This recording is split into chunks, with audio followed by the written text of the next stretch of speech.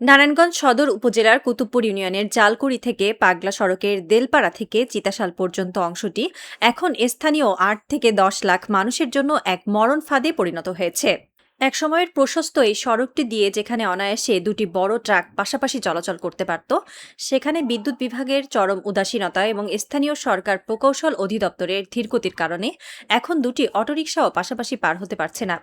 দীর্ঘ ১ বছরেরও বেশি সময় ধরে চরম ভোগান্তি ও একের পর এক দুর্ঘটনার শিকার হচ্ছেন এলাকাবাসী। স্থানীয় বাসিন্দারা জানান, বছরখানেক আগে বিদ্যুৎ বিভাগ তাদের তার ও লাইন টানার জন্য সড়কের একটি বড় অংশ কেটে ফেলে, কিন্তু কাজ শেষে তারা সড়কটি পূর্বের অবস্থায় মেরামত না করেই ফেলে রেখে চলে যায়। এর ফলে সড়কের প্রশস্ততা কমে গিয়ে তা অত্যন্ত সংকুচিত হয়ে পড়ে। দীর্ঘদিন ধরে সড়কটি বেহাল অবস্থায় পড়ে থাকায় এবং প্রতিনিয়ত মানুষ আহত ও দুর্ঘটনার শিকার হওয়ায় শেষ পর্যন্ত এলাকাবাসী নিজেরাই উদ্যোগ নেন। ফতুল্লা থানা বিএনপির সহ-সভাপতি শহীদুল্লাহ সহ স্থানীয়দের অর্থায়ন ও পরিশ্রমে সড়কটিতে মাটি, বালু ও ইট ফেলে সাময়িকভাবে কিছুটা চলাচলের উপযোগী করা হয়, কিন্তু এই অস্থায়ী সংস্কারে কোনো স্থায়ী সমাধান আসেনি। অত্যন্ত গুরুত্বপূর্ণ এই সড়ক দিয়ে প্রতিদিন হাজার হাজার যানবাহন চলাচল করায় ইট বালু সরে গিয়ে আবার বড় বড় গর্তের সৃষ্টি হয়েছে।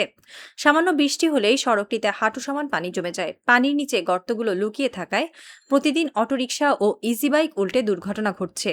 খুবই খারাপ অবস্থা হলো দেলপাড়া থেকে চিতাশালা পর্যন্ত।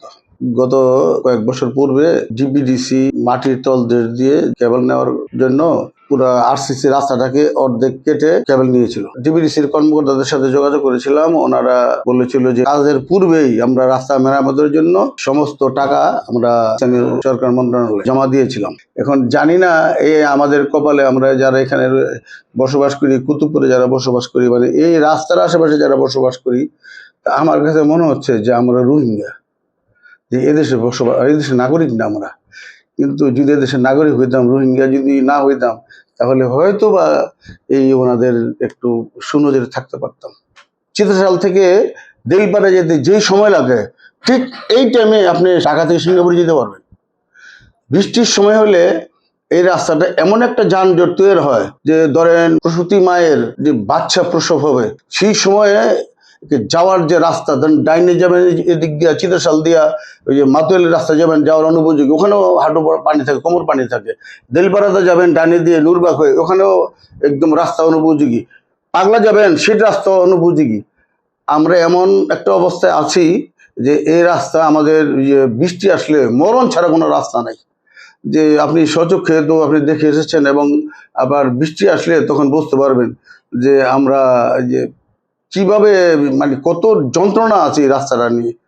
আমার কাছে মনে হয় যদি হেলিকপ্টারে আসা যাওয়া কম টাকায় হইতো, তাহলে এই যে আমাদের চিতাশাল থেকে দেলপাড়া পর্যন্ত আমরা হেলিকপ্টার ব্যবহার করতাম। আমার প্রশ্নটা হলো, ডিপিডিসি যদি কাজের পূর্বেই তাদের এই মেরামতের টাকা জমা দিয়ে থাকে, এই টাকাটা গেল কোথায়? কার পকেটে গেল? কার পেটে গেল? কে খাইলো এই টাকাটা? আমাদের এই এলাকার জনগণের প্রশ্ন। কোন সরকারি কর্মকর্তার পকেটস্থলে এই টাকাগুলি? এই যে লুটপাটেরও একটা সীমা থাকা উচিত। যারা সরকারি কর্মকর্তা রয়েছেন, ওনারা তো ভাই বিভিন্ন জায়গা থেকে, বিভিন্ন জেলা থেকে আমাদের নারায়ণগঞ্জে আসেন বিভিন্ন কর্মকর্তারা, কারণ ওনারা নারায়ণগঞ্জে এসে টাকা পয়সা কামানোর দান্দায় থাকেন। এদেশের জনগণ গোল্লায় যাক, মারা যাক, তাদের আসা যায় না।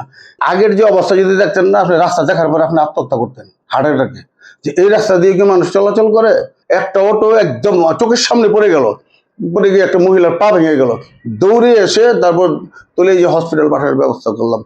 এখন কারণ ওনারা তো যারা সরকারি কর্মকর্তা, এদের যে গাড়ি ব্যবহার করে, তাদের গাড়ির টায়ার হলো মোটা, হ্যাঁ, এবং বড় বড় সড়ো, আর গাড়িগুলি এসিওয়ালা, হ্যাঁ, যার কারণে ওনারা খবর রাখে না। ওনাদের গাড়ি এসি মোটা বড় চাক্কা, রাস্তা যখন পাহাড়েও তো গাড়ি উঠবে, ওনাদের যে 4 হুইল গাড়িগুলি, ওনারা তো এগুলি খবর নেবে না। কুতুবপুরের জনগণ জাহান্নামে যাক, তাদের কোনো আসে যাওয়া যায় না। জনগণের জন্য কিছু করবে না তারা, তাদের দায়িত্ব না তো এটা। তাদের দায়িত্ব হলো জনগণ গোল্লায় যাক, রাস্তাঘাট গোল্লায় যাক। ওই যে এদেশের মানুষ মরলে তাদের সমস্যাটা কি?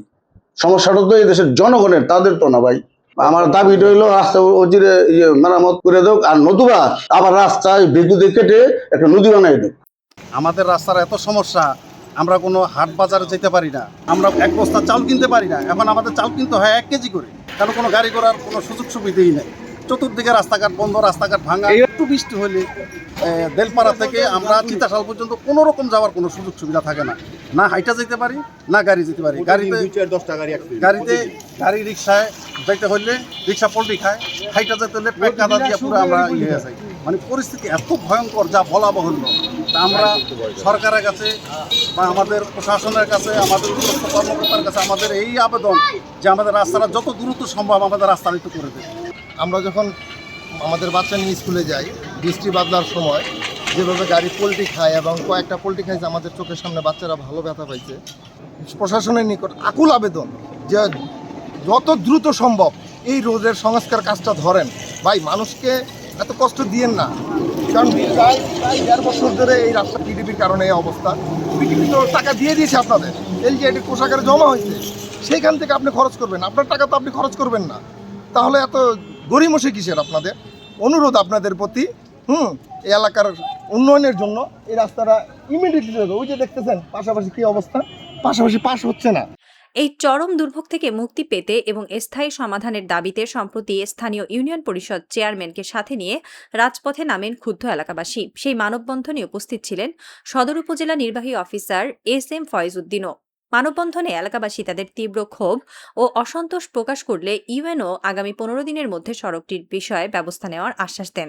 কিন্তু দুঃখজনকভাবে প্রশাসনের এই আশ্বাসের পর আরও কয়েক মাস পেরিয়ে গেলেও মাঠে কোনো দৃশ্যমান কাজের অগ্রগতি না হওয়ায় এলাকাবাসীর মধ্যে তীব্র ক্ষোভের সঞ্চার হয়েছে।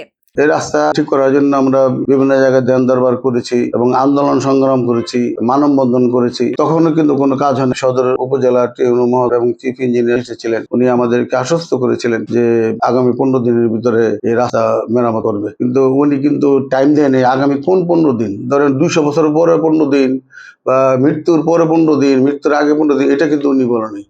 উনি বলেছিলেন আগামী 15 দিনের মধ্যে রাস্তা ঠিক করবেন। এখন আমার প্রশ্ন হলো, উনি কোন 15 দিনের কথা বলেছে? 15 দিন কিন্তু গেছে, বিগত অনেক দিন হয়ে গেছে, কয়েক মাস হয়ে গেছে। এখন ওনার ওই 15 দিন কিন্তু এখনো শেষ হয়নি। রাস্তা কাটার পর কেন তা মেরামত করা হলো না এ বিষয়ে ডিপিডিসির কাছে জানতে চাইলে তারা সাফ জানিয়ে দেয়, সড়ক কাটার পূর্বেই তারা নিয়ম অনুযায়ী সড়ক মেরামতের জন্য নির্ধারিত টাকা এলজিইডির ফান্ডে জমা দিয়ে দিয়েছে। টাকা জমা দেওয়ার পরেও এলজিইডি কেন কাজ করছে না তা তাদের জানা নেই। ডিপিডিসির এই দাবির প্রেক্ষিতে সত্যতা যাচাইয়ের জন্য এলজিইডির স্থানীয় কর্মকর্তাদের মুঠোফোনে একাধিকবার যোগাযোগের চেষ্টা করা হলেও তারা কেউই কল রিসিভ করেনি, ফলে তাদের কোনো বক্তব্য পাওয়া যায়নি।